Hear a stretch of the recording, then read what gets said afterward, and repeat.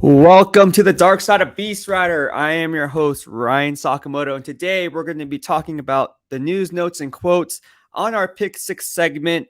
And every day I'm going to try to do this and give you an update, a report on what's going on here. Sorry, that was a phone call. Don't got to take it.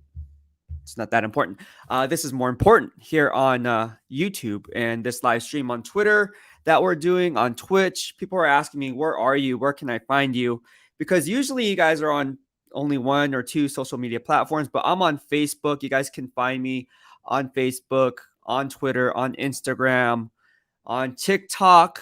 I guess you young kids are all about the TikTok. And I'm not young, by the way.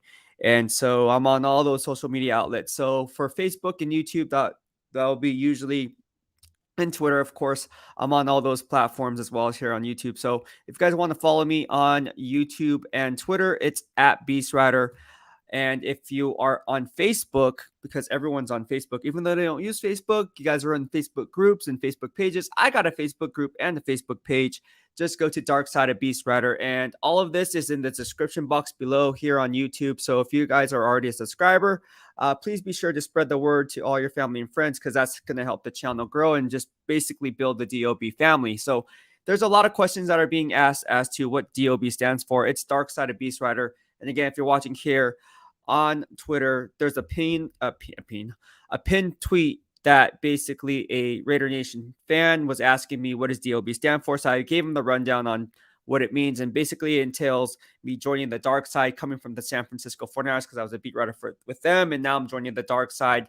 And that's where we post my football analysis as it regards to the silver and black, but also my fitness gains. A lot of you guys know and follow me just for my competitions, because I am a bodybuilder. Sponsored by EVOGEN. Look at that. So everyone's saying, dang, dude, why you wear the same shirts? Like, nah, man, I got like 50,000 shirts of EVOGEN, same color, same style. And yeah, no, that'd be one of those things like, man, do you even take a shower? Like, what's going on with you? But no, that's another story too. I have a funny story about that.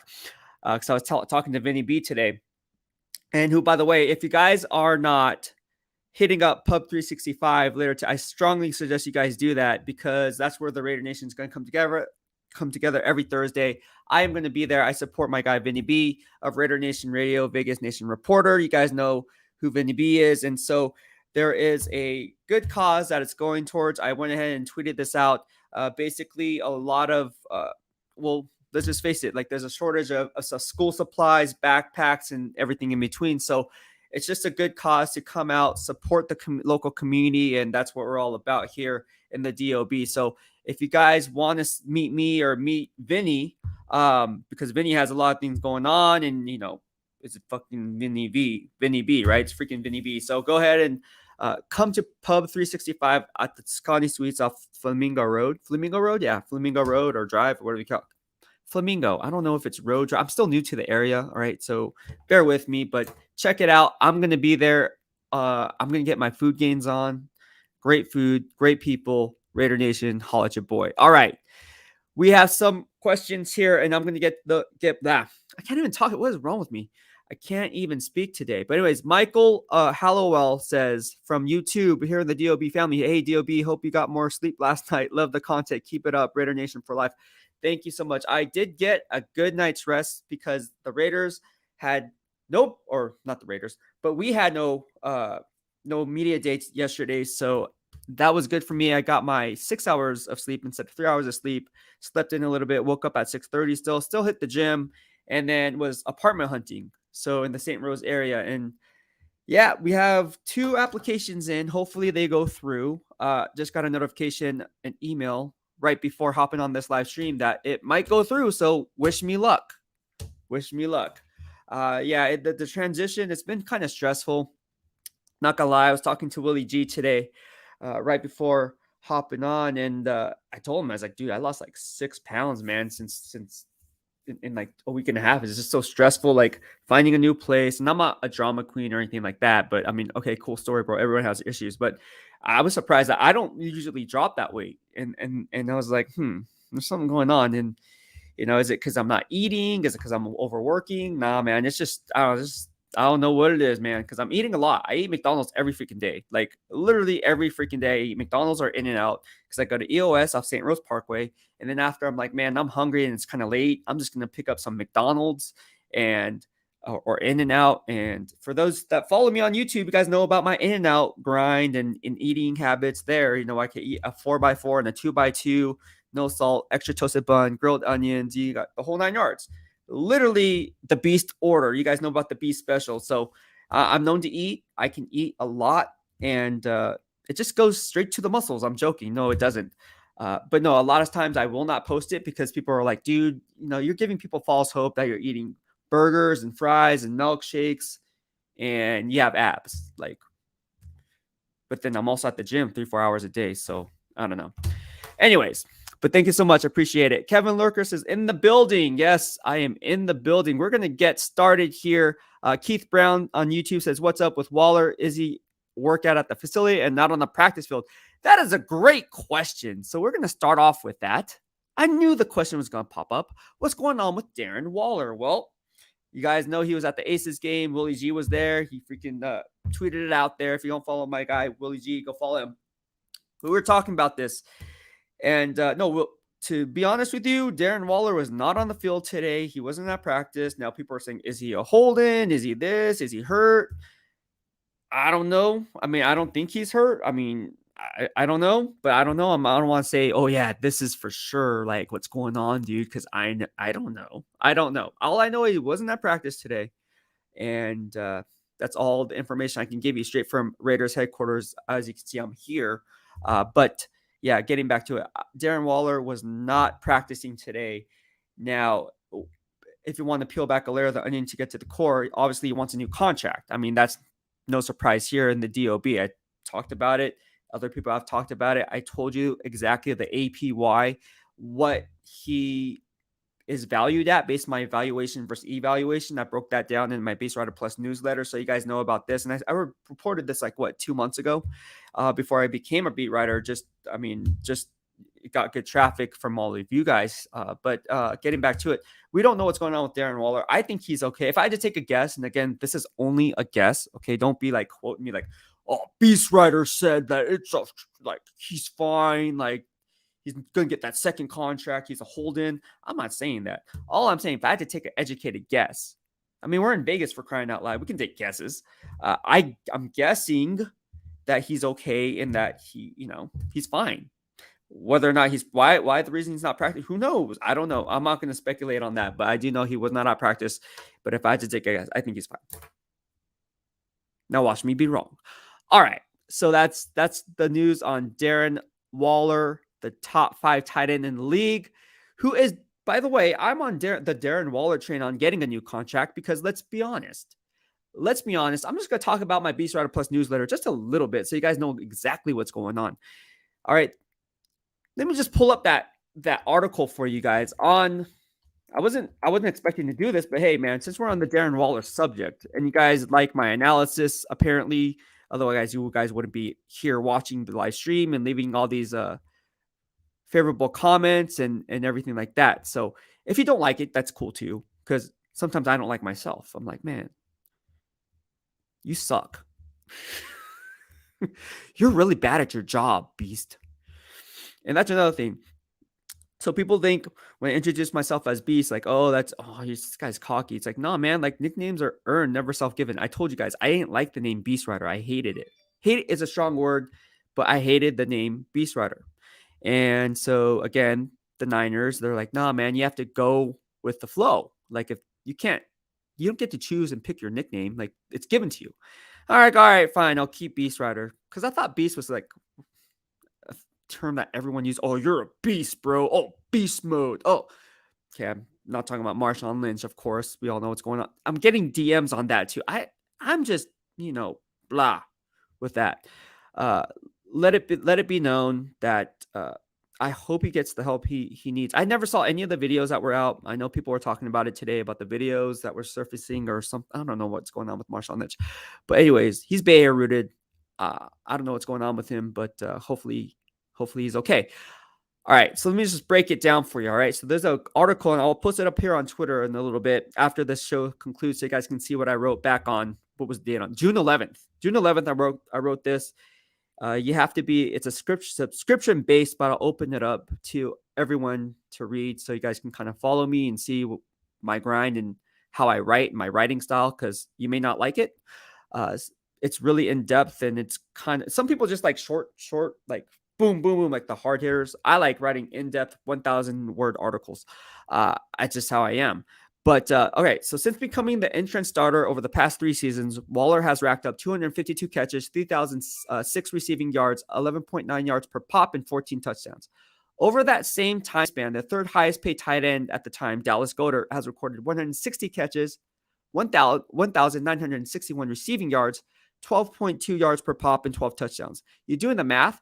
Waller has a big more sample size of catches, huge number of receiving yards. I mean, you're talking over 1,000 more receiving yards than Dallas Goedert, or Goddard, how do I pronounce his name? And he has 2 more touchdowns. All right. The 4th highest paid tight end, Mark Andrews, in the AFC North Baltimore Ravens, has registered 229 catches. Again, Darren Waller leads that category because he has 252.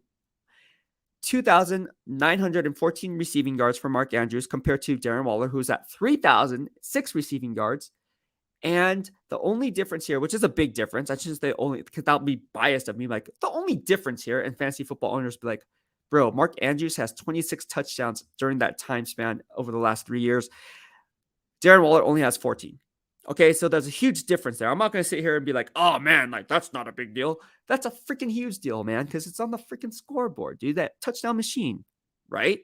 Yes, fantasy football owners, yes, you would agree. All right, so okay, that's the one stat that Mark Andrew has over Darren Waller. All right, now the fifth highest paid tight end. All right, now again, if you watch what I'm doing, I'm breaking it down by parameters here. All right, by different tiers, in order to compare and leverage that contract that Darren Waller wants in that new money deal. All right, you're going to hear about that new money deal because he's under contract over the next 2 years. So there's no rush from GM Dave Ziegler to make a power play move now. You guys got to remember, Darren Waller, if I'm not mistaken, correct me if I'm wrong, missed 6 or 7 games last year due to injury. And so if you're looking at it from a durability standpoint and you talk about the instant gratification versus long-term gains that I always talk about in my podcast here in the Pick 6 segment, you would know that there's a valuation versus evaluation process. Like, for instance, if I'm going to give someone a huge contract, I need to know that they're going to be healthy enough to sustain a full 17-game schedule, let alone a deep playoff run, right? With no drop-off in production. So you got to be able to foresee that. And I know no one's God, obviously, but again, it's the risk-reward business that we're playing here. Obviously, we have contracts like a Roquan Smith, but that's a different category because at the end of the day, he's earning that second contract. He's an all-pro. He's been durable. We've seen what he can do in my DOB grading system, right? The guy was the best off-ball linebacker in 2020 and then kind of slipped off in 2021 as the best off-ball linebacker in terms of pass coverage, right? And that goes to Shaquille Leonard. Shaquille Leonard was number 1 in my DOB grading system last year in off-ball category for pass coverage. But getting back to Darren Waller, look, the guy deserves a new deal.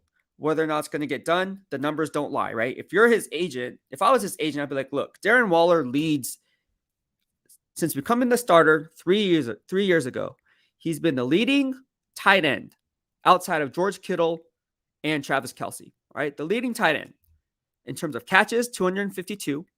All right, because David Njoku, who, by the way, I don't know what they're doing. I have no idea how David Njoku got a huge deal, but he's the 5th highest paid tight end. He only has 60 catches, 729 receiving yards, and 7 touchdowns. Don't ask me how David Njoku got paid like that. He got paid, bro. Like, paid.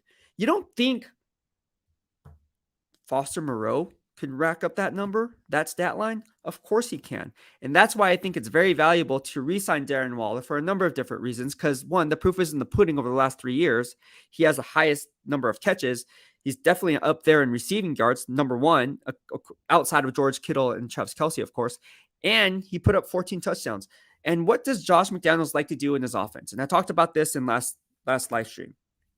He likes to and run a lot of empty set formations. When you do that, when you run empty set formations, that leaves a lot of what? A lot of room for targets, right? And so when you take that into account and then double down on those gains, like where are those targets mainly going to come from? The slot, Hunter Renfro, the slot machine, but then also down the seams. Remember who he had? He had Aaron Hernandez and Rob Gronkowski.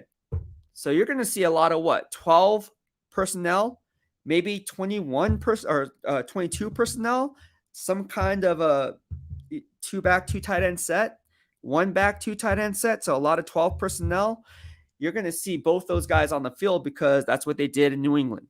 And again, don't get me started. Oh, is it the Patriot way or the Raider way? I call it the winning way. Just win, baby. That's all I care about. And that's all you should care about.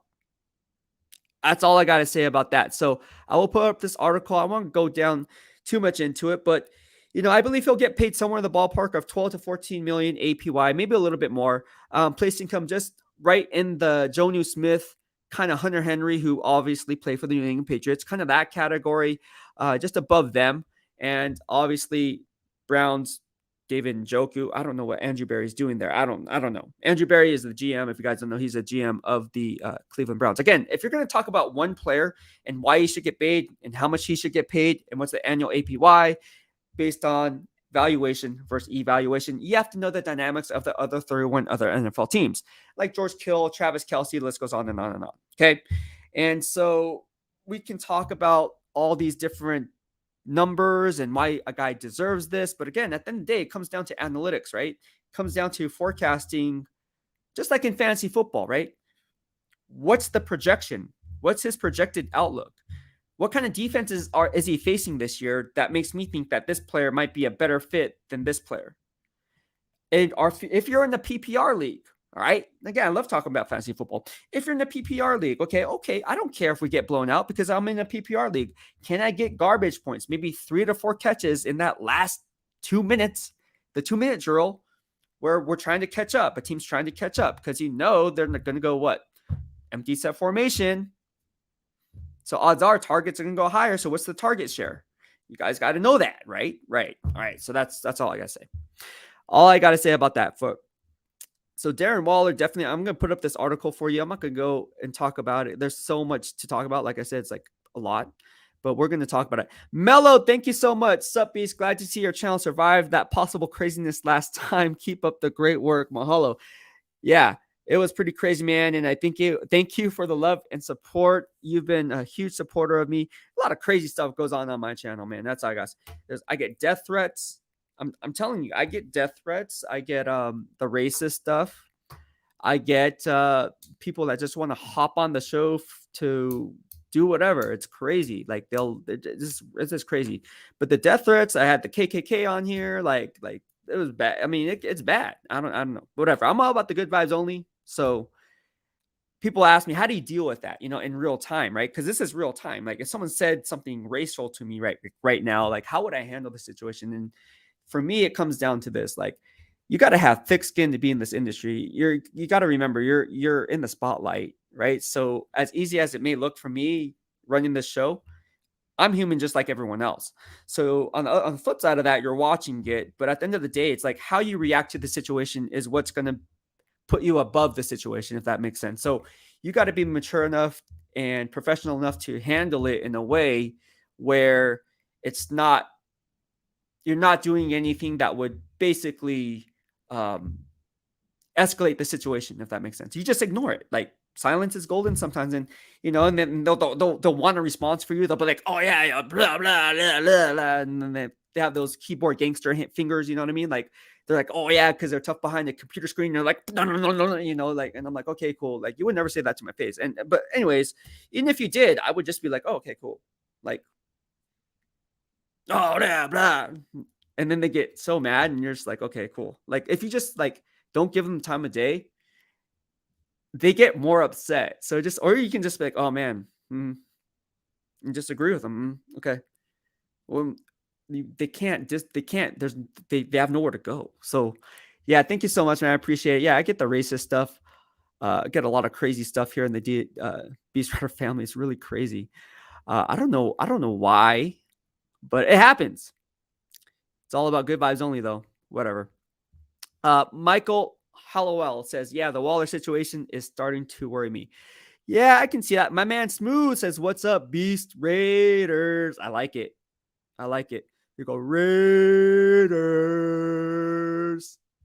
We got Raider Friday in the house. Thank you so much, Mahalo for the love. He says, probably that 3 hours of sleep, Ryan. Yeah, I know. I can't believe I'm running off. You guys know I'm on, dude. Literally, I'm at the gym for 4 hours on EOS off St. Rose Parkway, and it's funny because I don't know.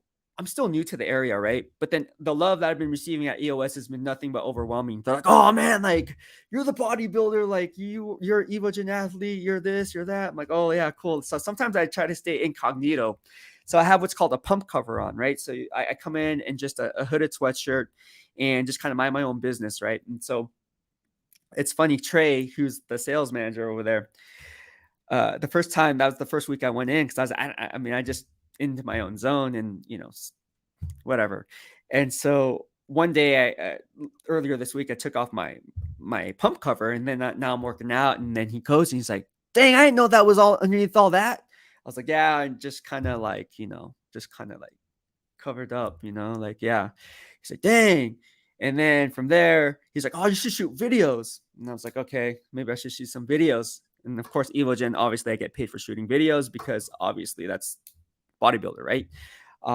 So I get paid for shooting fitness videos, and it makes me money because obviously the reels on Instagram and TikTok and everything. So it's one of those things where I was like, okay, I was trying to do it, but I was like, nah, I'm going to do it. So these young kids actually were like, hey, man, you should just make a video and you should go on TikTok because you'll get big on TikTok. I was like, I'm not good on TikTok. I have a TikTok account. Shout out to Marshmello, by the way. You guys know Marshmello, the DJ, my favorite DJ, EDM DJ of all time. My first TikTok video, I shared his music video. He liked it. Every time I share something on Marshmello, he always, for the first time, he always likes it. But Marshmello, if you're watching, holla at your boy. But yeah, it's just one of those things where I was like, okay, I'm going to do it. And so I posted a back video. You guys, if you guys follow me on Instagram, you guys probably saw it already. But posted a back video, and it kind of went semi viral. Cool story, bro. But then now every time I go to the gym, I see people that look, and then they're like, oh, I'm pretty sure they know me from that. And then they come up to me, hey, can you show me that back workout? I'm like, sure.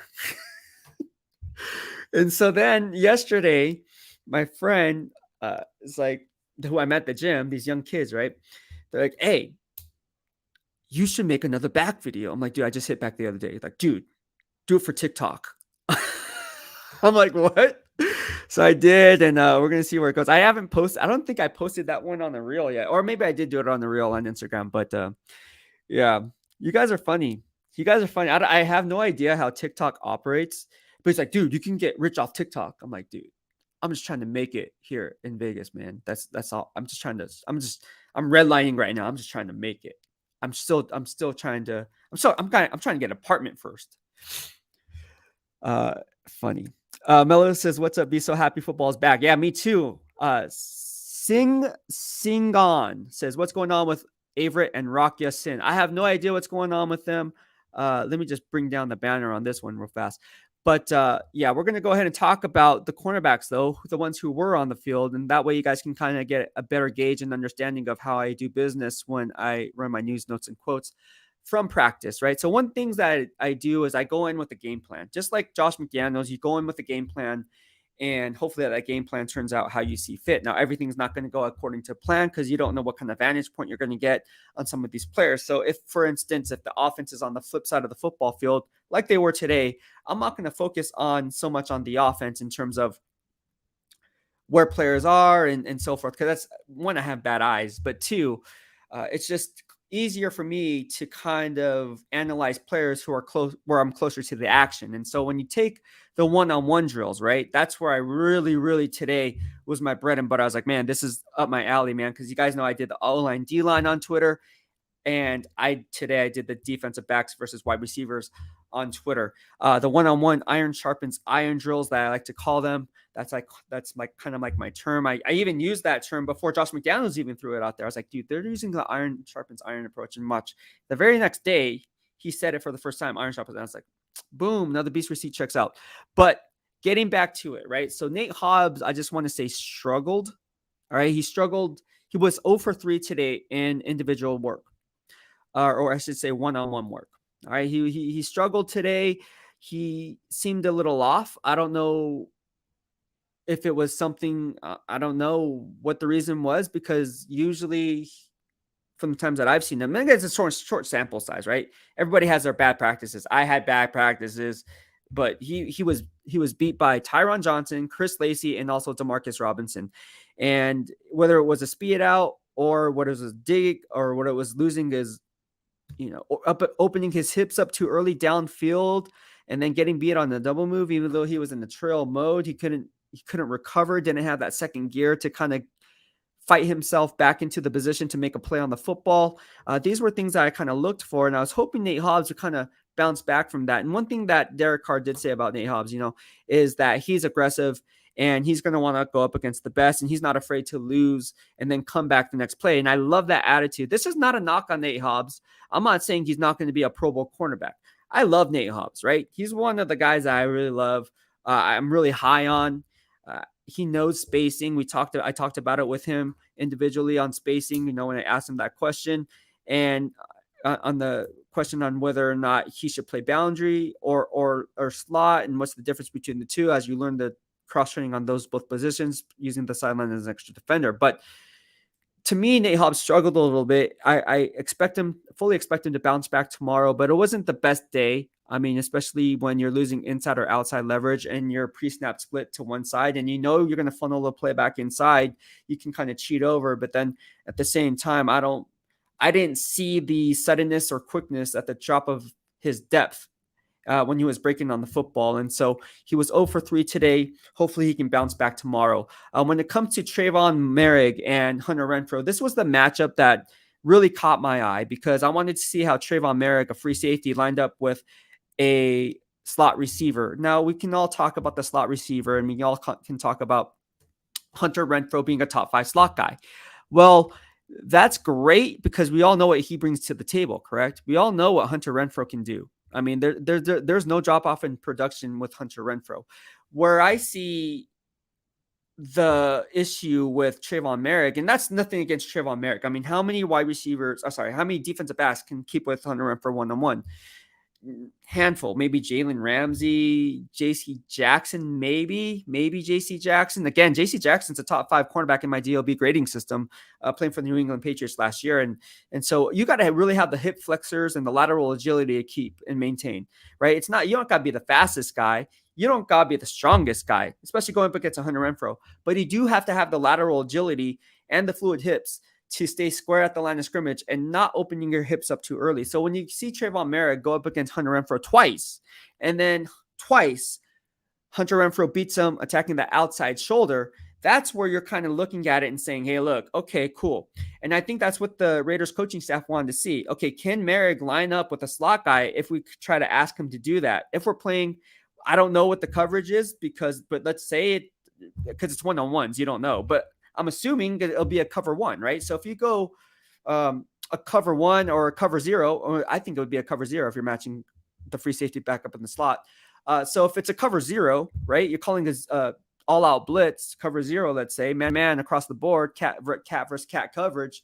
Now you're seeing whether or not Trayvon Marig can hold up. And again, you guys got to remember, there's no pass rusher. These are just one-on-one drills. So if Max Crosby, Chandler Jones, or Malcolm Kuntz can scream off the edge and create pressure, well, Trayvon Marig doesn't have to hold up for 2.5 seconds. I mean, maybe it'll only be 1.5 seconds. So you just want to see what type of, what type of coverage skills he has if he can hold up for that amount of time. And Trayvon Marig, if you were to ask me if he's going to be a Pro Bowl player, absolutely. I labeled him a pro. I think Trayvon Marig is going to be a Pro Bowl player at the end of the year. I really do. He's smart. He's instinctive. He's tough. He's physical. He's mentally tough, that we talked about last week on last week's Pick 6 segment. So I think that Trayvon Marig has all the tools of being a successful free safety, single high safety that can mirror and do both, whether come up and run support or be the back end. And there's some questions that people are asking, oh, well, he doesn't have the interceptions. I'm like, dude, so many things are just as important as interceptions, like pass breakups. How about understanding intelligence, like Coach Simmons talked about. I asked him, what's the single most important thing you look for from Trayvon Marig or the free safety position, because you played safety during your NFL career? And he says, intelligence, getting guys lined up correctly, because they're the quarterback of the secondary, right? And it's no surprise here in the DOB, when I cover the Niners, that's what I said, quarterback of the secondary, yada, yada, yada. I mean, come on. You should know that by now if you cover a team that, at least the basics. In my opinion, you should know the basics of exactly what's what, right? Like, I don't know. That's my opinion. Like, you don't have to know everything about football. You don't have to know like cover shells. You don't have to understand rules of engagement. You don't have to talk about technique, because a lot of people don't know what to look for when it comes to technique, because they never played or they never coached, right? Either or. But you can learn these things. But it's a lot to learn. It's a lot to take in, though, right? And so that's why it's like, okay, if you're going to be teaching this technique, all right, from this specific player under this specific scheme, how are we going to teach them or preach these techniques to them to where they're going to get it? Because not all guys learn at the same level. And so, again, when it comes to Trayvon Marig, though, he gets it. He understands it. And I see it on the football field. There's no guesswork involved in where he's supposed to be lined up. And I tell you what, if you're trying to make this Raiders roster, the most important thing you can do, aside from being fundamentally sound and learning your technique, is understanding the other 10 positions on the football field. It's good to know your position. Yeah, I know my assignment, but do you know this guy's assignment? Do you know the defensive lineman's assignment? Do you know the curl flat assignment that the outside linebacker is supposed to have if the tight end lines up moves from the weak side to the strong side, or the strong side to the weak side?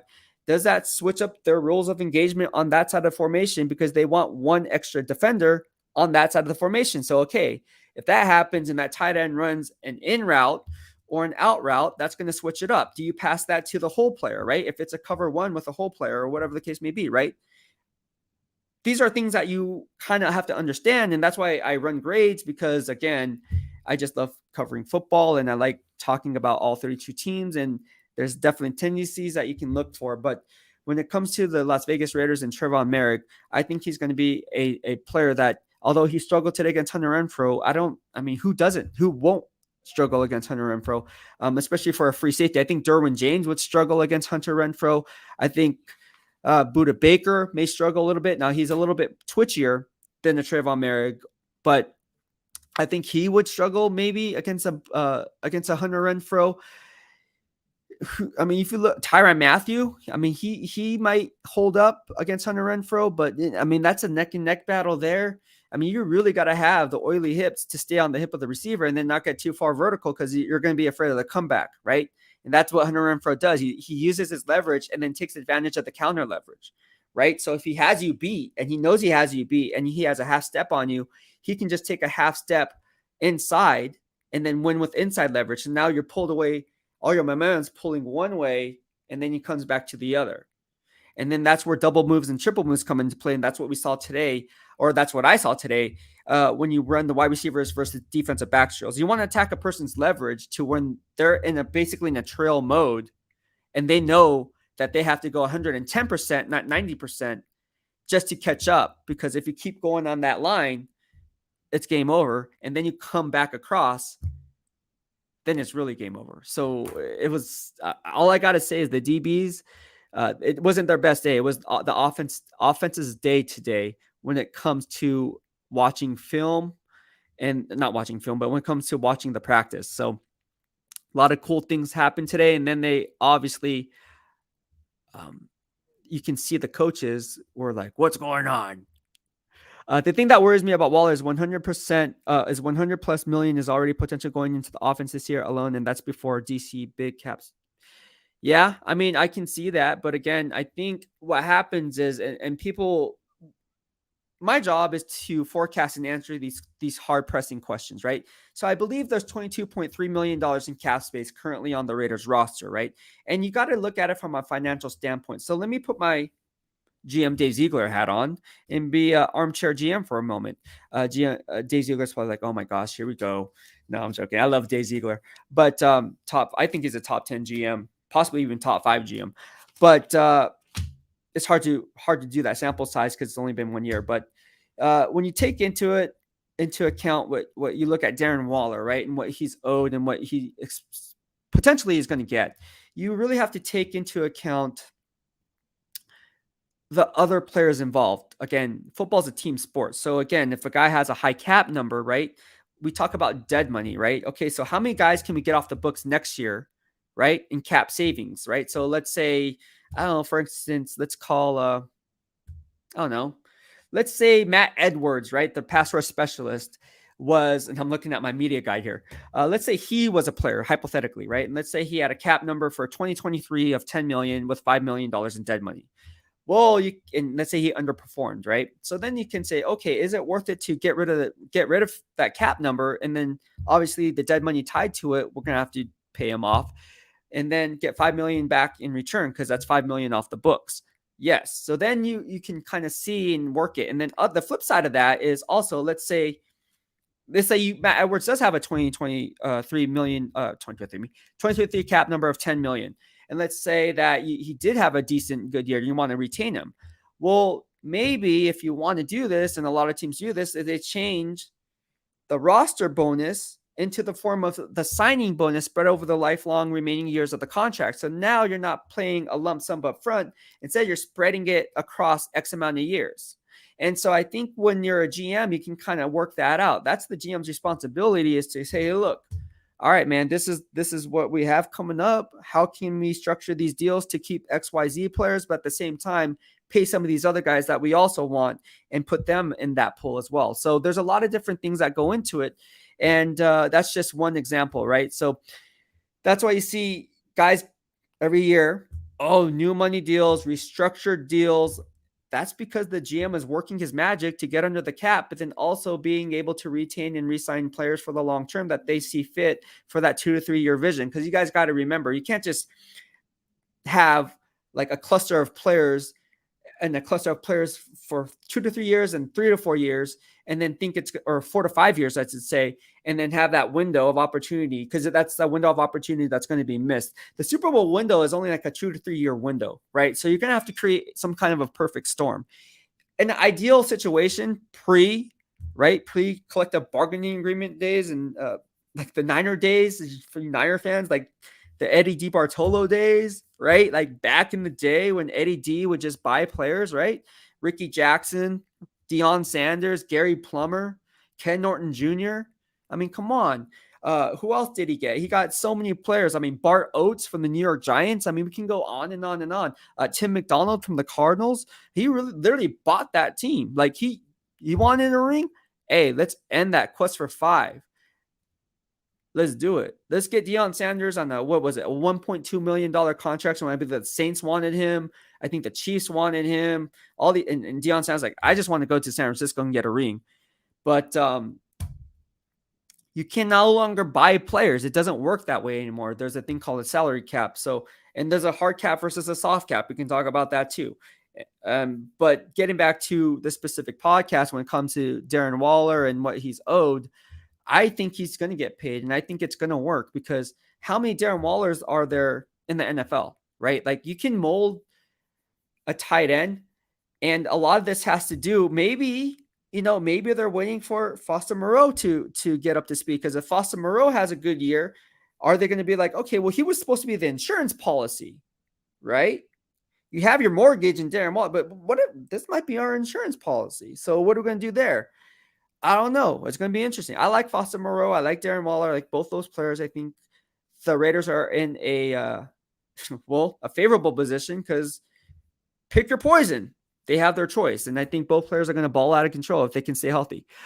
All right. Turbo Duran says, what up, Mr. Buff Guy? What's going on, man? How you doing? Mahalo for the love and support. Raider Friday says 120 million DC, 40 million cap hit. That's super skewed in the offense's favor. My man, what's up, G, says, loving all the videos of live action of the training camp, not only the live action, but the description of what we're looking at, explanation of the techniques being used. Great stuff. Yeah, that's what I do. So moving forward, thank you so much. What's up, G? I appreciate the love and support. So I'm trying to catch up with all these comments here on YouTube, Twitter, Facebook group, now Facebook page. If you guys want to follow me, please be sure to do so on these other platforms, because again, there's a lot to talk about. There is a lot to talk about. So I just like to go on YouTube, post the video up. That's my number one platform, by the way. So if you're not on YouTube, subscribe to my channel. It's in the description box below if you're just watching it for the first time. And then also share the footage, share the coverage, share my videos, because that's going to help the channel grow. And also, if you want to, I have a donate. I can monetize it now, obviously based on the following. And you guys can donate to the channel through a super chat or a super sticker on the live stream. It's the money icon that you see there. Or if you want, after watching videos, there is a super thanks. I think it's called a super thanks, and it's basically a heart icon. And you guys can go ahead and also send me a super thanks, which is like a donation that way as well. Because some of you guys are asking, hey, how do I donate to the channel, or how do I help you grow? And it's like, you know what? I understand, man. Everyone's in financial harm.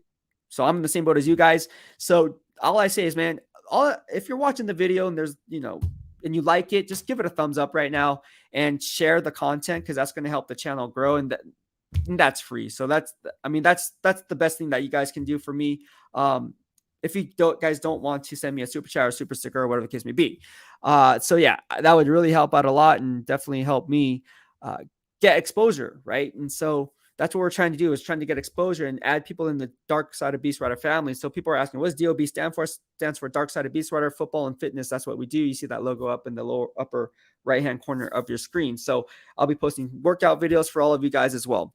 But yeah, getting back to the news and notes today, I really saw a lot of things happening with that secondary. All right. Now let's go ahead and talk about practice. Every time I say practice, I think of Allen Iverson, my favorite basketball player of all time. Not a game. We're talking about practice, man. We're talking about practice.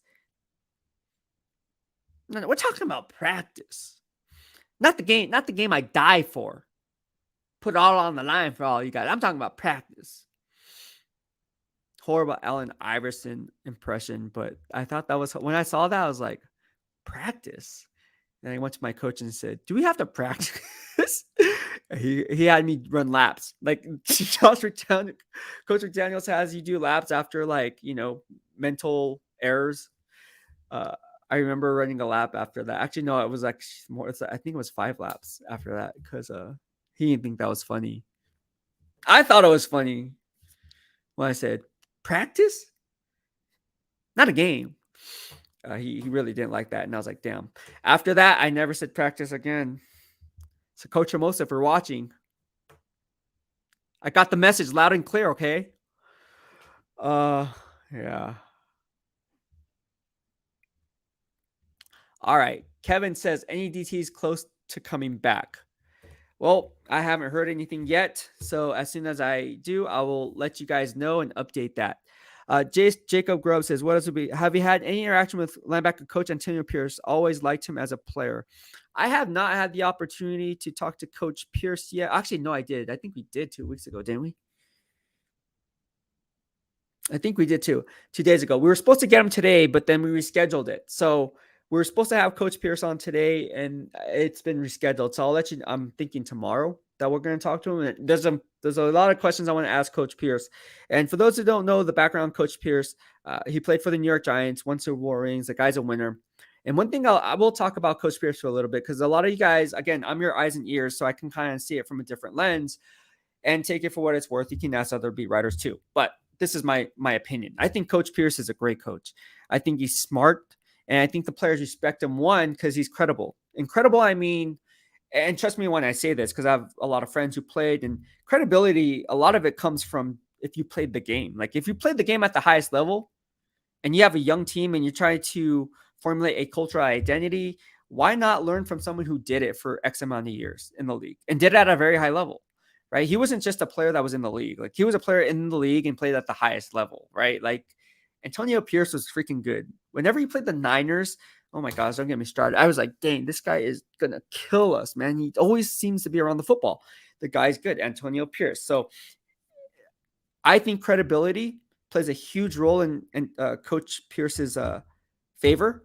I also believe that he understands the game to where he really believes he can play. I'm pretty sure when I was watching practice, and I'm pretty sure like the dude can put on the pads. Like if he had the opportunity to put on pads and pad it up right now with the players, I guarantee he would do it in a heartbeat. He'd be like, "Let me show you how it's done, DP. Let me show you how it's done, Divine Diablo. Let me show you how it's done. All right, Malcolm Kuntz. Let me show you how I do it." Because he's just that intense. Like the dude's intense. He will do push-ups with the players. He will. I mean, the guy is just. I'm if you would you would have not known that he was not a player. Like you can tell he's a player. Like this guy is a player, and the players all respect him. I think they love his tenacity, his attention to detail, very fundamentally sound. The guy is going to be good for this young core because I think, again, what it comes down to is credibility first. Because, again, you can't lead a group of men if they don't want to be led by you. You know what I mean? Like, no one's going to follow you if they don't want to follow you, right? These are professional athletes. This is not college, right? They get paid. Well, okay, we can talk about that later. But you know what I'm saying? They don't get paid to do it, right? So in college, right? For the most part. So at the NFL level, it's like you have to earn their respect, right? Like as a coach, you have to earn their respect. Okay, who is this guy, right? And Lawrence Taylor talked about this, right? A lot of these guys talked about this, right? If you watch ESPN Plus or if you watch any of these other documentaries on NFL Network and so forth, you hear all these great NFL players like, man, I didn't respect Bill Belichick because, you know, he didn't look like a football player. Literally. Oh, when he was coaching with Bill Parcells, right? With the New York Giants. Oh, man, he didn't look like he could play. So, I was like, who is this guy? Like, I can play, but doesn't mean that I can coach, right? Like, I mean, so I don't know. It goes hand in hand. But that does add credibility. And we're talking about the linebackers here, right? Lawrence Taylor was the greatest linebacker of all time. LT was the greatest linebacker of all time. So hearing those words resonate to today, absolutely. Absolutely holds weight.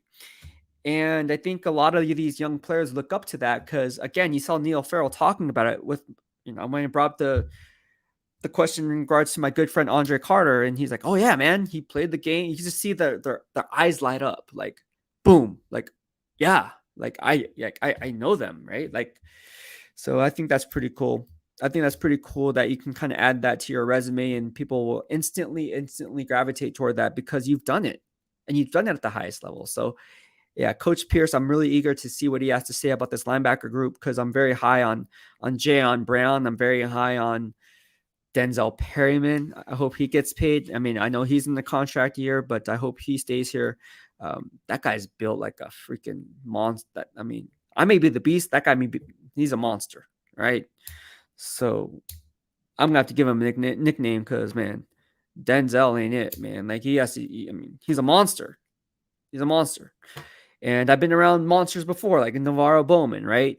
And so Navarro Bowman, you guys know the backstory of this. If you're a Niner fan watching it, before every training camp, since we're talking about training camp, he used to give me a bear hug. Literally used to grab me and pick me up and give me a bear hug. Like, and then one day he tried to tackle me. Like, I don't know if it's a playful tackle, but he literally just like picked me up. And I was like, oh man, he forklifted me. I was like, dude, why do you keep doing that? And he says, because you're big and you can handle it. I'm like, well, that sucks. I ain't that big compared to you, bro. And he's like, nah, you can handle it. So, no, Bowman's dope. And yes, his hashtag was monster, had the 5-3 in it. The S was the 5, and then the E was the 3. And so, yeah, I miss Navarro Bowman. Good guy. But let's talk about the linebacker. Let's talk of the defense. All right. So we're going to talk about the defense a little bit. Simply because I need to let you guys know. I posted these videos up for you guys so you guys can have a better understanding of what's going on as far as defensive fundamentals. And I posted these videos up for you so you guys can understand it. And in the description box that What's Up G talked about, which I'll put up his let me put up his comment for you guys so you guys know what's going on. So again, you see What's Up G, he's looking at the YouTube videos, and in the video description, you'll notice, and you just click on it if you're looking at from a tablet or iPhone or Android, whatever the case may be, you just click on the description below and then boom, a box will pop up and it'll explain exactly what the drill entails, what the coach is trying to preach and teach, right? And so that's what I try to do, right? So the stack and shed and gather technique is something that's a fundamentally sound principle technique that's being used in how to take proper angles, knowing how to stack and shed. Now we talked about this in our last live stream. Stacking and shedding are two different things. a good player can stack, right? He can hold his ground and not be moved off to his grass and lock horns and stay there, but can you disengage? And not just disengaging, can you ID the ball carrier and disengage using the proper leverage? Because if the running back is going to the left, right, and you disengage to the right, and then now you're spilled the play outside and your second level backer's like, what the hell? He's going to get mad at the defensive lineman. He's going to be like, dude, why'd you spill the play? You're supposed to box the play back inside to the help. Me, I'm supposed to hit that gap. Instead, you spill it outside, and now you leave me out to dry, and now the free safety has to make a play going across side the formation. What the hell? That's on you. So that's what they're trying to teach, man. Fundamentals, man. How to hunt and gather, the hunt and gather technique, the stack and shed technique. The hunt and gather is basically when you take a proper angle to the ball carrier. Again, you want to throttle down. All right, you talked about that. You want to throttle down as you get closer to the ball carrier to avoid the cutback, right? And again, how do you do that? You want to attack the near hip of the receiver or the ball carrier in order to avoid the cutback, and then using the sideline as an extra defender. So you're kind of cornering in a way, or harassing the ball carrier. Harassing is a bad word to use, but I don't know. That's how I see it. Like, you want to harass and suffocate the ball carrier. So how do you do that? Use the sideline as a defender. I should not use the word harass. That's such a bad. I don't know how else to explain it. Like, you want to box them toward the sideline, but then again, that wouldn't work, because if you're boxing a player, you would fleshing them back inside. Harassing. I shouldn't use that word, but I don't know. Cornering the player to the sideline. How's that? Let's corner the player to the sideline. Yeah. Leo, my man, says, I like to see Abram go against Renfro. He get absolutely fried. Yeah, man, I agree with you on that. I think he would get fried. There's nothing against Jonathan Abram. I can't do it. There's no way I can keep up with Hunter Renfro, even for a split second. I wish, but I don't have that 4.3 speed that I did back in high school. Leo Phoenix says, I don't worry so much about Marig. It's Abrams. What have you heard about Roquan? Anything brewing? No, I have not heard it, my man. I haven't not heard anything about Roquan Smith. But like I said, Denzel Perriman's in the contract year. He obviously plays inside linebacker as well. So if you take that into account, would it be worthy of the Raiders to kick the tires on Roquan? Absolutely. Absolutely. The heart and soul of your defense is going to be the Mike linebacker. All right. Usually 9 times out of 10, right? Ray Lewis, Patrick Willis, the list goes on and on and on. All right. All the great middle linebackers were obviously the heart and soul of the defense. So could Roquan Smith be that guy? Absolutely. But it'd have to make financial sense. And he wants a second contract because he earned it, right? 2018 first round pick, right? And so he wants that contract to be front loaded, right? And not back loaded. And that's kind of common sense. I mean, any GM, no offense to Ryan Pace, I think he's a great GM coming from the Brett Veach tree in Kansas City, but how can you not pay Roquan Smith, bro? Like, what are we doing? As Julian Edelman would say on Inside the NFL. By the way, Inside the NFL, if you're watching, your boy is a beat writer now. Back on the beat. But anyways, as Julian Edelman would say on Inside the NFL, what are we doing? What are we doing?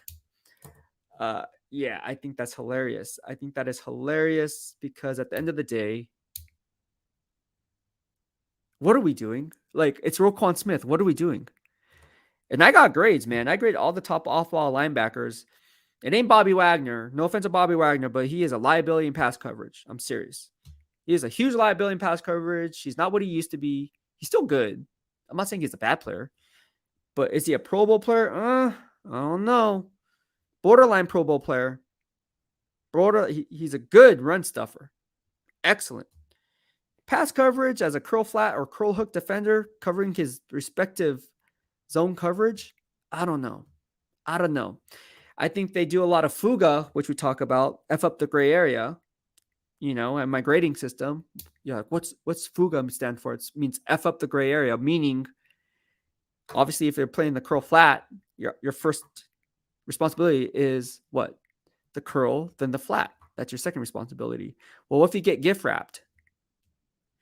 And that's where offensive scheme comes into play.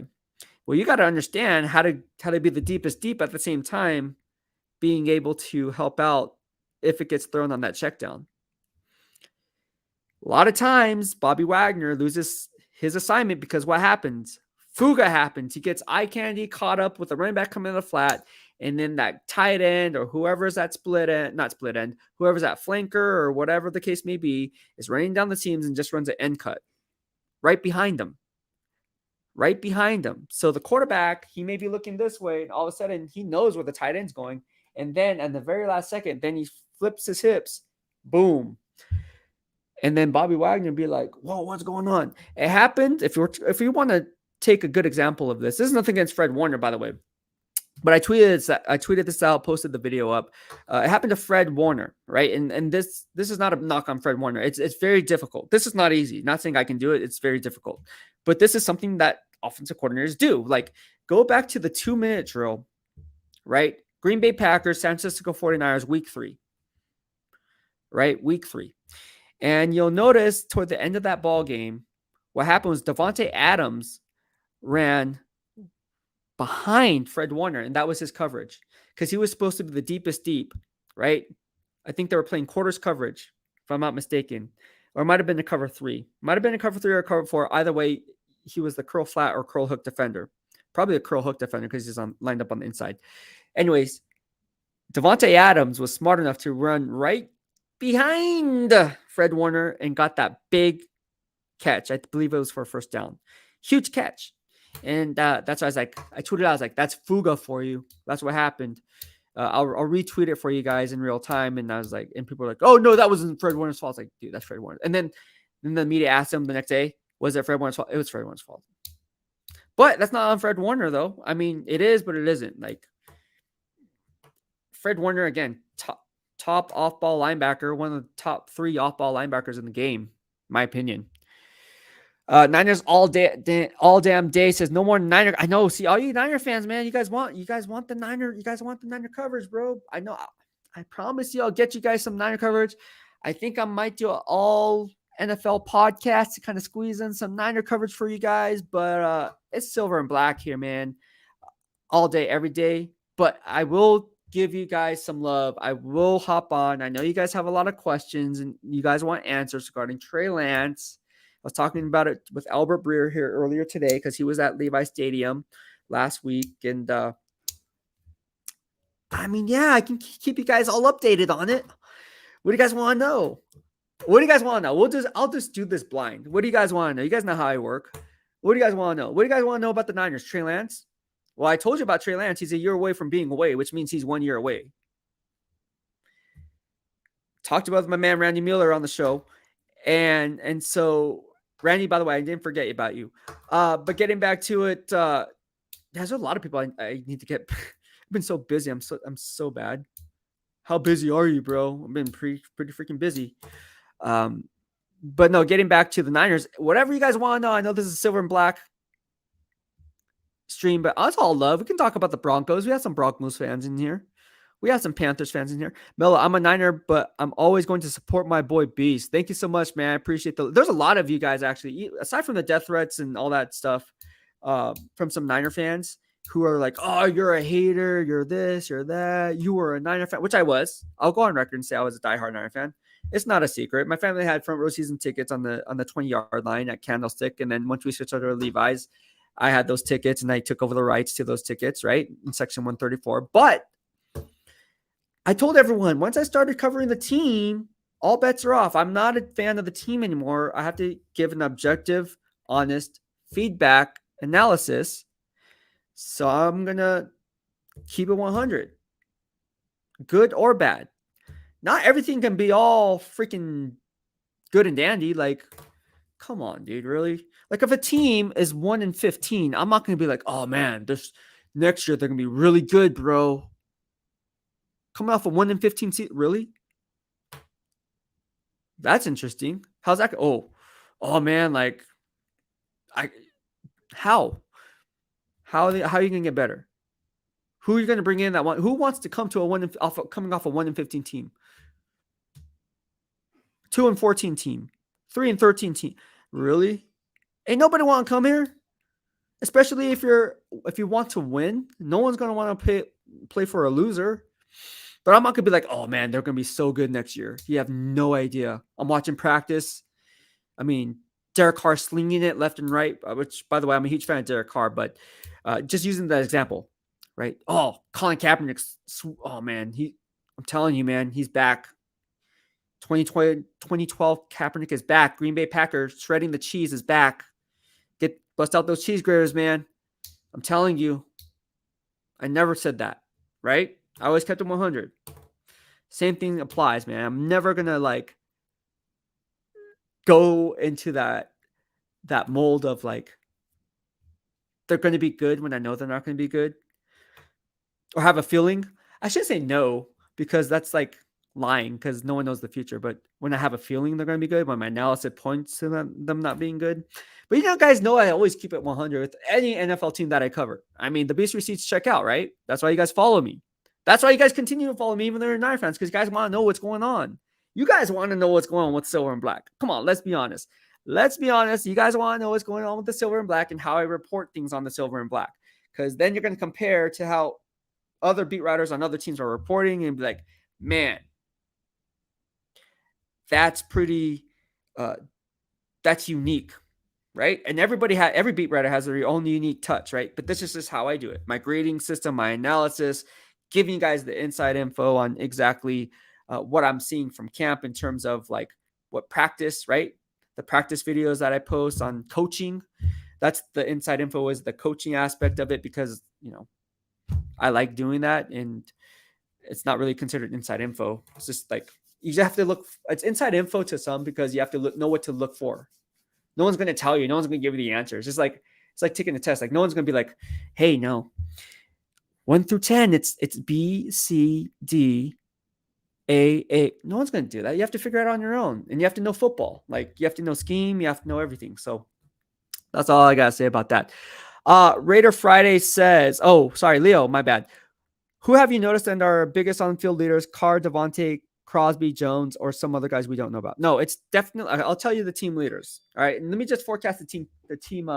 Thank you so much for the follow. Appreciate it, man. I did not know that I got this many notifications on that video. TikTok. How many guys are on TikTok? That's all. Why is TikTok so weird?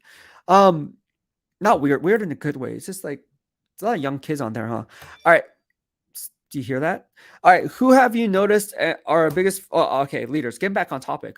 Derek Carr, definitely team leader, franchise quarterback. And for the record, I like Derek Carr. Say what you want. I like Derek Carr. I think it's gonna be a big year. Say what you want. I'm BEASTwriter says Derek Carr is gonna have a great year, as long as the offensive line holds up. That is the key. And you guys cannot blame Derek Carr for having a bad season. And you guys can be, oh, well, he had Devontae Adams, he had Hunter Renfro, he had Darren Waller, he had Foster Moreau, he had Josh Jacobs, bro, and you still couldn't get the. Yo, if you're using that analysis, that is horrible. And here's why. It all starts up front. Games are won down in the trenches. In fact, Amy Trask even agreed with me when I tweeted my guy, Jim Trotter, Steve Weiss, who are big mentors here, and they work for NFL Network, of course. But I tweeted to them. I was like, dude, because a lot of the Hall of Fame class, you guys were watching it, right?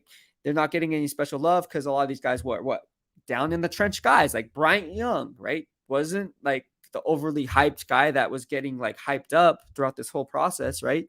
So you have guys that Richard Seymour, right? They didn't get that hype, right? Like of a, I don't know, like Jerry Rice or some sexy position like wide receiver.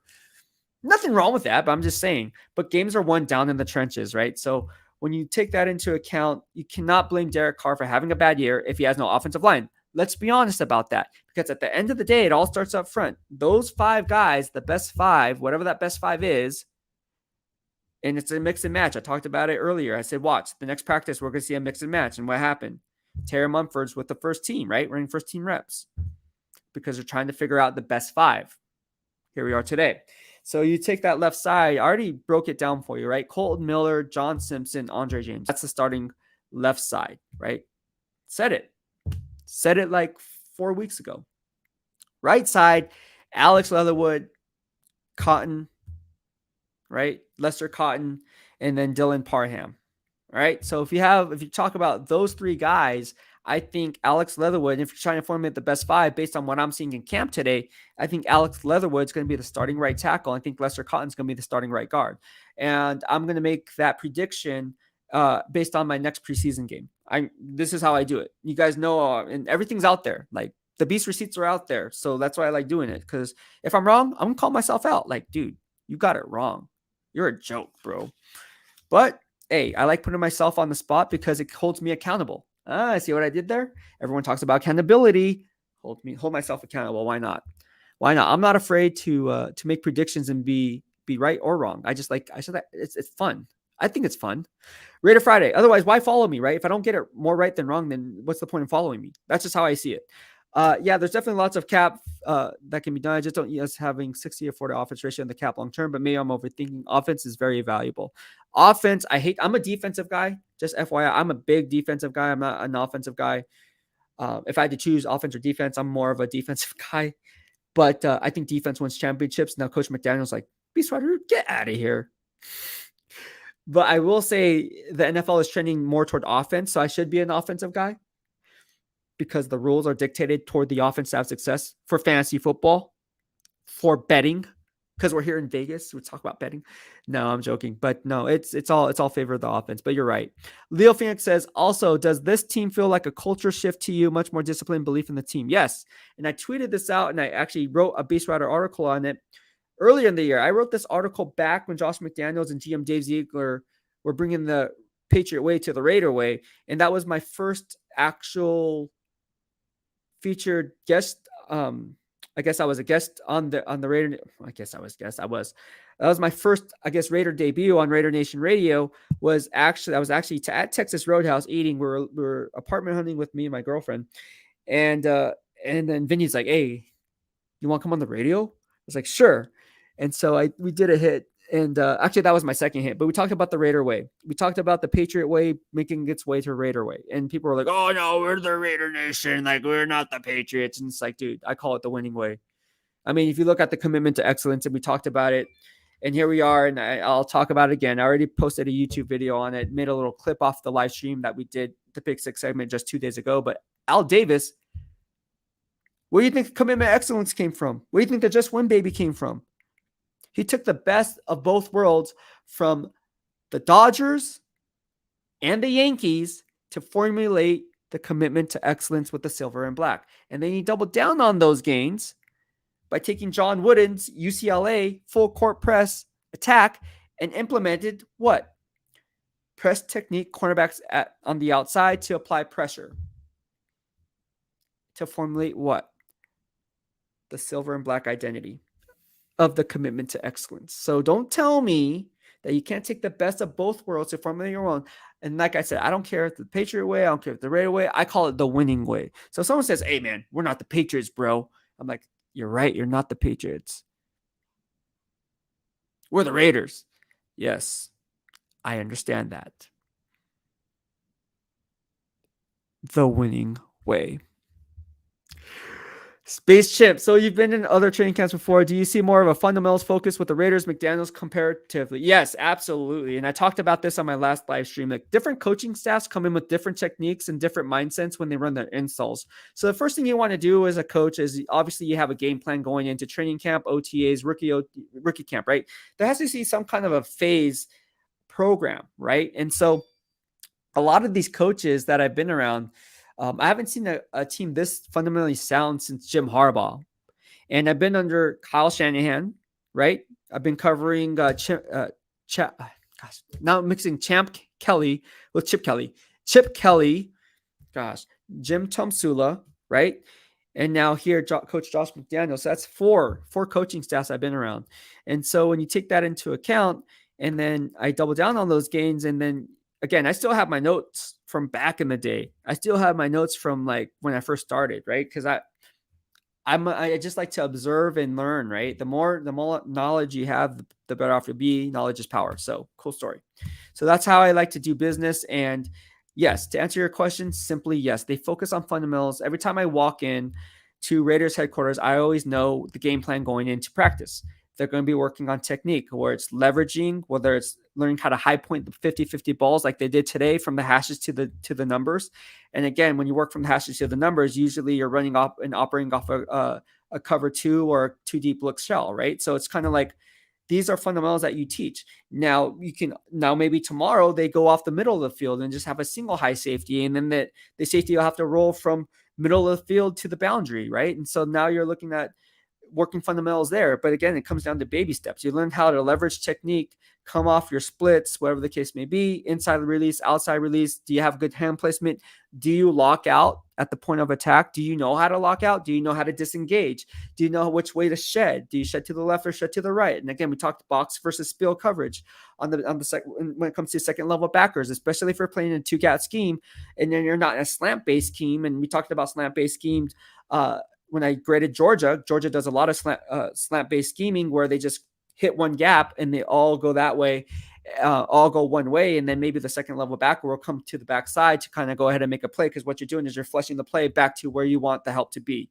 All right. So there's these different things that you look for.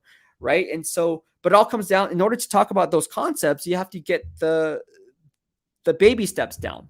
Right. In order to learn how to run, you have to learn how to walk, and learn how to walk, you have to learn how to crawl. Like first, right? You can't just go from point A to point B. So,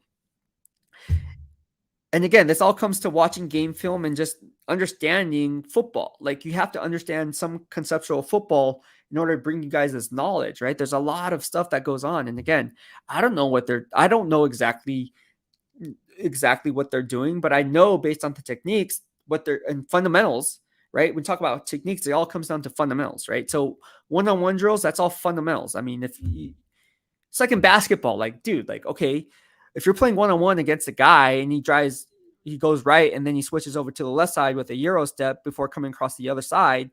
I mean, these are just moves that you just are taught. Or, okay, the guy jump stopped and then he pump faked. I mean, that's just fundamentals, right? Did he learn how to pump fake? Was it a travel? Did he move his pivot foot?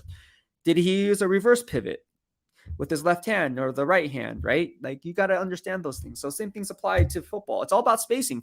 Football and basketball are very similar in terms of spacing. That's why you see all these guys, when you talk about big wide receivers or tight ends that can translate, like Antonio Gates, right? Comes from a big basketball background. That's why they do well, because you got to understand spacing, right? And how to leverage that spacing. So all in all, it's if you had a basketball background, if I'm a scout, I'm like, man, that's good. Or if you're a wrestler down in the trenches, that's good. Boom. Okay. This guy's a power lifter. Okay. That means he can do this. He can probably do this. Just saying. I just love talking about football. Raider Reaper says Bowman played for the Raiders. But yeah, he did. He did play for the Raiders. Last Second Sports says, what's going on? What's going on, Jesse? How you doing? Sorry, man. Follow my man Jesse at Last Second Sports, doing good work covering the Niners, of course. Raider Reapy, mahalo for the super chat and super sticker. He says, new sub here. So are you a scout, trainer, journalist? Man, I am all the above. I'm joking. No, it's funny. I'm not a scout, although, of course, I had the opportunity to be one years ago, and I turned it down. I don't know. I just love talking football. And no, I'm not a scout, and I'm not a trainer. I am a personal trainer. I do that outside of here, obviously. Not a trainer for the Raiders or anything like that. That's crazy. That's crazy talk. Although you Niner fans wanted me to be the strength and conditioning coach, you trended that hashtag. That was hilarious. And that strength and conditioning coach was like, nah, man, that's not funny. I didn't put it out there. You guys did. You guys were the ones that got me. No, you guys didn't get me. I'm joking. And you guys know the strength and conditioning coach. We're good friends. So it was just kind of all games. It was all fun and games. But no, you guys are funny. No, I'm not a strength and conditioning coach. But I am a personal trainer. I do that on the side when I have time. And so that's what I love to do. I love football and fitness. That's what we do here in the DOB. Journalist, yes, I am a beat writer. I like to consider myself a good journalist. No, I don't know. I don't know. Is journalist the term that we use? I'm more of like a analyst, I guess you would say, insider analyst. But journalist works too. Blogger, vlogger. What else are we called? Influencers. Content influencer. I don't know what the term. I have no idea what to call myself when someone asks me. I just I'm a beat writer for the Raiders. And even then, before that, I was like, because when I explain, and I had this conversation with my family members too. They're like, when people ask you what you do, like even when I was covering with the Niners, like how do you make money? I'm like, I don't. I'm joking. I'm joking. But no, you're definitely not in it for the money. Especially being self-employed. But you do it because you love to do it. And so like how I make money obviously is from my social media, right? My social media. Obviously I have a subscription-based newsletter, so that makes me money. So people ask me, how do you make money? It's just like I hustle. If you're not willing to work a 9 to 5, be willing to hustle 24/7. And that's basically what I do. Working 18-hour days, watching game film. Now it's going to get a lot tougher too, because obviously once the season rolls around, I'm covering all 32 NFL teams. And you guys know here in the BWF, DOB, how I run business. I don't play around. I actually have grades. People tried to call me out on it, and I showed them, and then they shut up, and then crickets, and then go away. I got grades. The burden of proof is going to fall on you that I've done my homework. Trust me, I do my homework. I do my homework on all 32 NFL teams. And obviously, I don't grade every single player. That's impossible. But I am a one-man wrecking crew. I do have grades on the top players around the league, and that's how I formulate my analysis. So, like, if the Raiders are playing, let's say, the Minnesota Vikings, right? In my college, what do you call it? College, not teammate, college alum, Kevin O'Connell, who went to college at the same time. Well, this is a preseason game, but I mean, I'd be running film on the Minnesota Vikings. I'm like, okay, this is what they like to operate off of, blah, blah, blah, blah, blah, and so forth. Look for this and that. I mean, that's basically what Vegas does. Sports betting and stuff. Yeah, they have to have analytics to back up their claims, target shares, projected points, and that's what fantasy football is. So I just like to do it. Yeah. So I don't know how else to say it, but that's how I've always done business. Because in order for the analysis, when, like, for instance, the Raiders are favored by 7 points, right? Should you pick the over under? Should you pick the total points? Should you pick the spread or go against the spread? I mean, that's what I do. I just write an analysis piece. I put it up there for you guys, or I'll hop on YouTube actually and do it, and you guys can decide whether or not you guys should make that play or not. Now, the question remains to be seen is like, okay, so you think the Raiders are going to win by and cover that 7 point spread? You think they're going to win by 9.5? The score was 23 to, I don't know, 31 or 32. I'm bad at math. 32. So, okay, so then why do you think that? And I'll be like, okay, well, this is why. Because Avante Adams is going up against XYZ receiver, and based on the film study that I did of the Minnesota Vikings, this is what I see. So, yeah. Anyways, that's how I like to do business. Nothing new. Been doing it when I was a beat writer at the Niners. Nothing changes. That's why you guys follow me, because you guys play fantasy football. It's good for fantasy football. You guys love fantasy football. I love fantasy football too, but you guys love your fantasy football. You guys love your fantasy football. John Doe says Eric Desk is smoking that base raw. All right. How confident are you in Leatherwood? Ooh, man. How confident am I in Leatherwood? I am very confident in Leatherwood that he can be a all-pro guard. I shouldn't say all-pro. That's stretching. A Pro Bowl guard for sure. Because in my sample size that I pulled when running DOB game grades on Alex Leatherwood, once he kicked inside week 5 last year, he played at a really high level. And that's comparing apples to apples. I mean, you're going against guys like Fletcher Cox, Javon Hargrave, right? You're going up against his teammate now, Bilal Nichols, Chicago Bears, operate at a 3-4. Eddie Goldman, right? So you're going up against some really good football players. And he played extremely well, graded out of 7.2 out of a 10, which is considered in my grading system, 7.3 as all pro. I know it's a small sample size to pull from, but once you kicked him inside to right guard, he was a beast. Now, again, I'm not going to put too much stock in Alex Leatherwood being a bust. I don't like that bust label for a guy going in year 2. That's unfair. That's extremely unfair. 1, he's learning a new scheme. And 2, again, like, although I tweeted it out that he got basically forklifted by Max Crosby off a bull rush at the point of attack, being brushed back 2 feet back, that does not mean that Alex Leatherwood cannot be a serviceable starting right tackle in this league. I'm very, very high on Alex Leatherwood. I'm a big Roll Tide Roll fan. Don't get me wrong. But I have high hopes for a lot of these guys. Lester Cotton is a guy that really has caught my eye, right? He's caught my eye in the same way that if you guys know Andrew Tiller, you guys know the Andrew Tiller backstory with me and Andrew Tiller, right? Where I was watching practice, and obviously I had a hit on CBS Sports Radio Orlando, And obviously they're like, okay, Ryan, we need to know what's going on. We need to know what's going on, Beast. So like, you guys got to tell us. And you guys know every week right before the Jim Rome show popped up, I was on the show and had my own segment. And I was like, you know what, this guy, Andrew Tiller, he's on the practice squad, but he should be elevated and be the starter. They're like, what? They're like, yeah, Andrew Tiller, this dude is just like blowing people off the ball. He should be starting.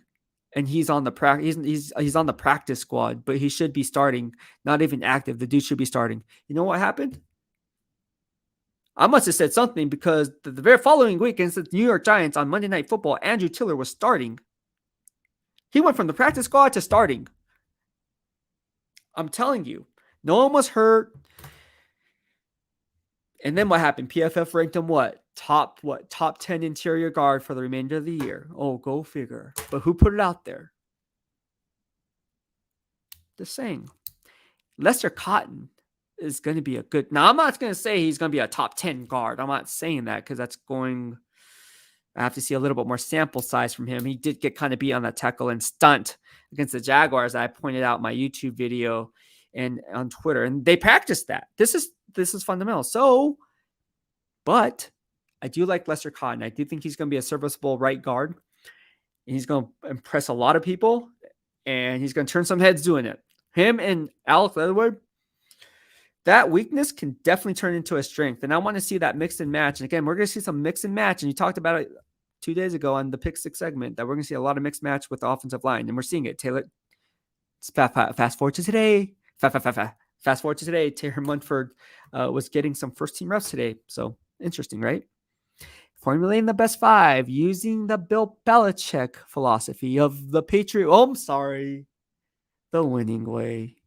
But yeah, so we're just going to go ahead and talk about some other things that I saw in practice. Again, we talked about high point the 50-50 ball. Chris Ash was doing a nice job working on the fundamentals, making sure his defensive backs were playing square at the line of scrimmage, staying low with a low pad level, and then again, obviously working on their ball skills, winning and high pointing those 50-50 balls at the catch point. He's saying being aggressive and basically attacking the football. Attack was the word that was often used, and they were attacking the football. He did what he said what he said, and then the players responded. So they did a really good job there. Obviously, the wrap, squeeze, and tackling form that I went ahead and posted that video up, that's something that you see in all camp. Like no matter what coaching staff, if you're not teaching form tackling, you should be out of the league because that's often an overmissed conceptual technique that should be taught in every practice of every day because you don't want to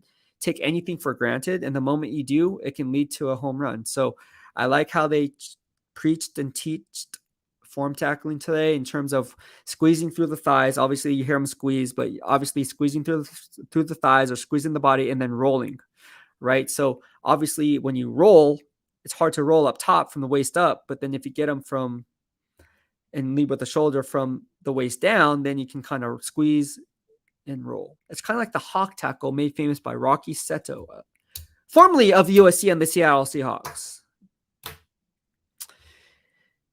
Yeah, just saying. All right, so here we have some other things that we're working on press technique. We talked about it at last practice, and again, they doubled down those gains in one-on-one drills, and we saw today that the defensive back suffered, right? Working on press technique. Do they use proper hand placement? Do they use the proper hand to jam? Like these are things that you look for. And again, when you're playing press technique, you got to be able to stay patient at the line of scrimmage and not open your hips up too early. And again, I think the DBs I think the wide receiver got the better of them this time around. But make no mistake, I think I'm very high on Nate Hobbs. I'm very high on all these Amik Robinson and all these other players that I'm very high on them. I think they're going to bounce back and learn from this because what happens is Coach McDaniels, Coach Simmons, they're going to go they're probably watching film right now as we speak. I'm not even joking. They're probably watching film right now and be like, okay, you lined up here in this technique, right? Press technique. Okay, what happened? Why'd you open your hips up too early on this play? Oh, I thought it was going outside. I thought it was going to go toward the boundary and just run a go route or a comeback or a hitch. Okay. So next time you see that, this is what you're supposed to do. Okay. Maybe take an angle set, maybe one way so that you're not fully opening up your hips. And then you can cross check it the other way and so forth. I don't know what they're teaching. I don't know what they're preaching. We're going to find out. But I can tell you one thing's for sure. It's going to get cleaned up in practice because this coaching staff is one of the best in the league. I'm telling you, I like this coaching staff. Correct me if I'm wrong. What? No. Oh, yeah, you're a homer, bro. I keep it 100. I'm telling you right now, Coach McDaniels, GM Dave Ziegler are doing a tremendous job from the top down. I'm just saying. Leo Fancy, who's winning that third wide receiver spot? DeMarcus Robinson, Keelan Cole. I think it's going to be between those two guys, but ultimately, I already ran on record. I think it's going to be Keelan Cole. I think it's going to be Keelan Cole. Now, watch it beat DeMarcus Robinson. I said either one of those guys. I think the question was asked 2 weeks ago, and I said it was going to be between Keelan Cole or DeMarcus Robinson. I still think it's a neck-and-neck battle. I will give you a firm prediction after, let's say, the third preseason game, and I'll let you know then. And what I see in practice, I see both players just up to this point doing well. Eric says, do you think, honestly, Lillard can handle Mack and Bosa, or is this a huge mistake rolling with Lillard week 1? I'll be honest with you. I don't think anyone can handle Khalil Mack or a Joey Bosa one-on-one. When you talk about those guys in my grading system, and both those players graded out of first team All-Pro, in fact, you guys were like, oh yeah, does he really have a DOB grading system? Yes, I do. I'm going to pull it up for you right now. Because I'm pretty sure people will be like, who are new to me, like, nah, this guy's lying. He's full of crap. No, I'm not. I'm going to pull up my grades right now. And then all you Niner fans will be like, oh, here we go. BEASTwriter. This is why I call him BEASTwriter. No, but I just want to let you guys know what's going on, because at the end of the day, it's like you guys are new to following me, right? So it's like me to having, I feel like I have to not prove myself, but prove myself, because again, why the hell are you following me in the first place, right? You can follow anyone. Why follow me? So I do have game grades. Just let me pull it up for you guys so you guys can kind of see what's going on. All right. So if we're going to talk about specifically game grades, and if you want to pull up, like, let's say Joey Bosa. Okay. So my 2021 game grades for Joey Bosa. All right. So here we go. All right. And let's take a look at what game. So we have to look comparables, right? So if we're going to look at comparables, I didn't grade Washington week 1. We didn't get NFL Game Pass in time. So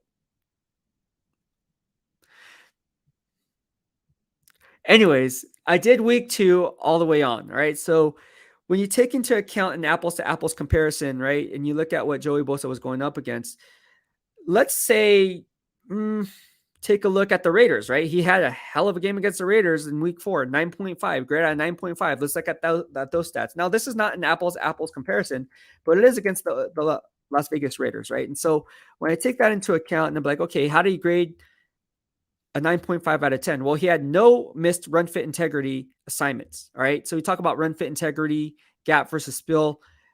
Bosa didn't have one missed assignment or any missed tackle. So that's good on his part. And when you take into account what he did on the flip side of that, you look at his pass rush. He had 3 quarterback pressures last year, all right, in my grading system. Now, quarterback pressure in my grading system, I put it this way. If a pressure, I know it's a team game, I get it. But if a pressure results in a positive play for the offense, it's not a pressure in my book, in my grading system. Why?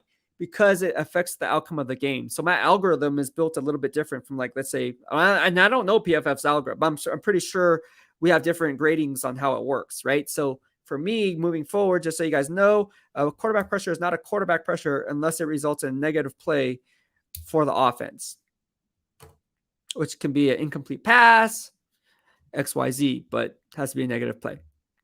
All right, but he had 3 quarterback pressures against them, against the Raiders. He had a sack for -9 yards. All right. He had 1 forced fumble. All right. So anytime you have a strip sack, that's a good deal. And that created a 9.5 out of 10 in my grading system, because the guy was just a beast on the football field. So you put that into account. And again, no penalties, right? So no penalties. That's kind of weighted in there as well. So you have no penalties in there. He did have a missed tackle in pass and a little bit in pass coverage, but I do weigh that a little bit. So there you have it. There you have it. But okay, and then you want to look at Khalil Mack. Oh, do you have grades on Khalil Mack? I do have grades on Khalil Mack. Let me look at it. All right. So if you look at Khalil Mack, he played for what? Just to refresh my memory, Chicago Bears, right? And we look at the game. Did they even play the Raiders last year? They did. They played week 5. Right. So week 5, Khalil Mack had a perfect grade against the Raiders, a 10 out of 10. In fact, he had no missed run fit assignments. Right. And then on the flip side of that, when you look at the grading system, in my grading system, He must have had a few sacks or something to get 10. Let me pull it up here. I'm trying to blank. All right, so if you look at Khalil Mack, just pull it up here. Week 5. All right, so he had a tackle win. So Khalil Mack had 2 tackle wins, right? 2 tackle wins in run fits. So that's good for him. And he also had a tackle for no gain. I mean, the guy's a beast. And then he had 3 quarterback pressures, just like Bosa. He had a half a quarterback hit, which is good. So that means it combined with someone else. I don't know who the other player is, but he had a half quarterback hit. And he had 1 sack for -8 yards. So I shouldn't say both Bosas, but Bosa and Khalil Mack both had sacks against the Raiders last year in their week 4, week 5 matchups, which is kind of interesting because obviously Alex Leatherwood didn't kick inside until week 5? It was week 5 against the Chicago Bears. So that game, he was even on the outside. He was playing inside. So I'm not going to pin that on him, but the week prior to that, I could. And now I'm not sure if that sack was on Leatherwood. It probably was. But I have to go back and watch the film on that one if you guys want the answer to that. How is special teams looking? It's looking good. I really can't tell. I really can't tell you one way or the other, to be quite honest with you, because I don't know. I mean, I'm watching practice, but they really don't really. It's just kind of like going. It's kind of like walkthroughs. So I guess they're doing okay. I mean, from what I'm saying, I can't really. There's nothing that to pinpoint like, oh yeah, they're doing great. How is Abram looking? Horrible. I'm joking. He's not looking horrible, but he's just the same as last year. He's the same as last year. I don't see a difference in Jonathan Abram's game so far. That's just what I see. All right, guys, I think we're going to head out now. I hope you guys liked what I had to say. If you did, please hit the subscribe button in the lower right-hand corner of your screen as we keep things hot here in the DOB.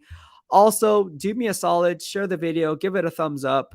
And, of course, I will be on tomorrow, Pick 6 segment for Friday. And, again, I'm going to do the news, notes, and quotes, give you some insight on what's going on in practice, what they're teaching, what they're preaching, because I'm your eyes and ears.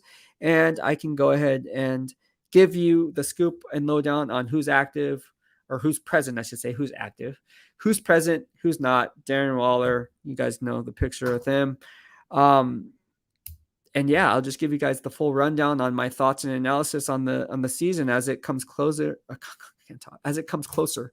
So again, thank you so much, guys. I had a lot of fun. Take care for now. BEASTwriter out. Peace.